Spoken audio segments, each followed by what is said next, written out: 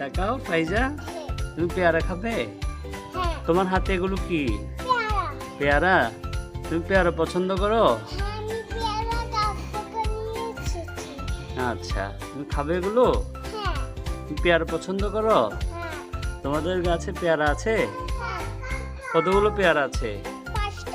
5টা মাত্র? আচ্ছা ঠিক আছে বাবা।